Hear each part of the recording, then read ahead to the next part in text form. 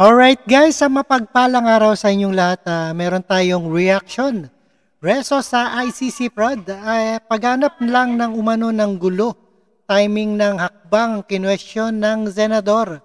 Ito ay naniniwala si Amy Marcos na paghahanap lang ng gulo ang panawagan ng payagan ng International Criminal Court na imbestigahan ang war on drugs ng nakalipas ng administrasyon.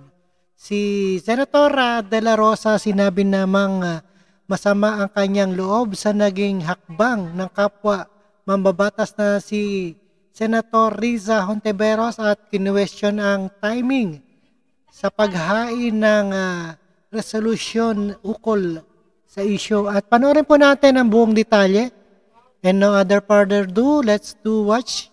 And let's do this. Don't forget to subscribe, Rob Trip. Alright?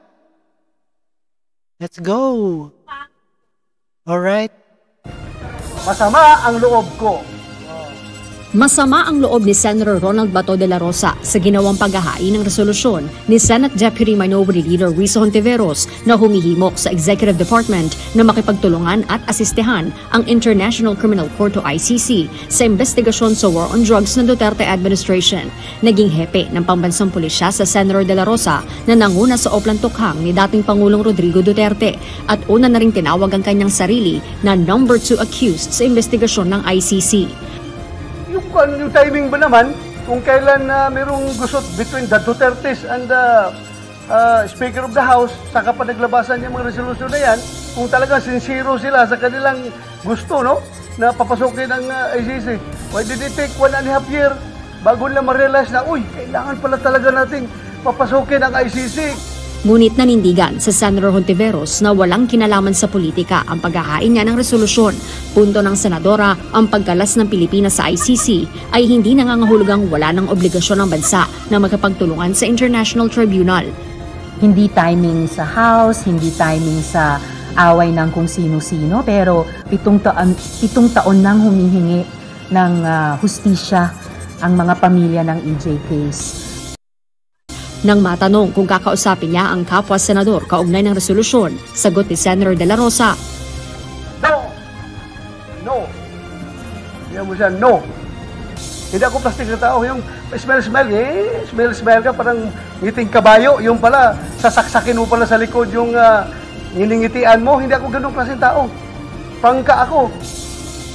Sa plenary session kanina, makikitang lumapit si Senator Hontiveros kay Senator De La Rosa at bahagyang nagkausap ang dalawa. Ngunit kung ang presidential sister na si Senator Amy Marcos ang tatanungin, naghahanap lang daw ng gulo ang mga humihimok sa gobyerno na makipagtulungan sa ICC. Talagang basag ulo to. So they're really looking for trouble. But President Duterte has said repeatedly, bring it on. Para sa akin, ang totoo, desisyon ito ng ehekutibo. Ibig sabihin, ang ading ko, si Presidente, na paulit-ulit nang sinabi na hindi papapasukin ang ICC. Sang-ayon po ako doon. Wala pong naghahanap ng trouble.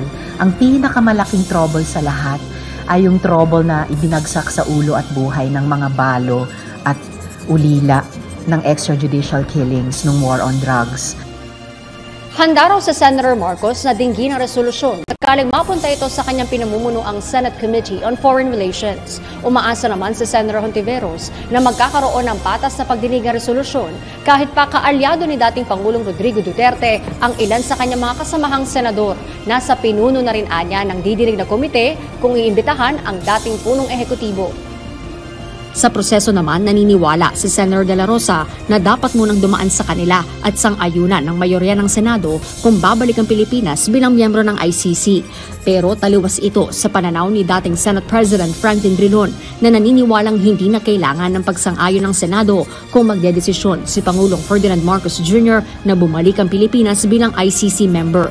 Si Senate President Juan Miguel Mig Zubiri naman ayaw na munang magkomento.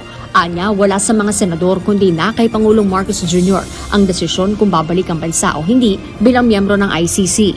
Para sa senador, ingay na lang ang sentimiento ng ilan kung dapat mang maging miyembro muli ang Pilipinas ng international body.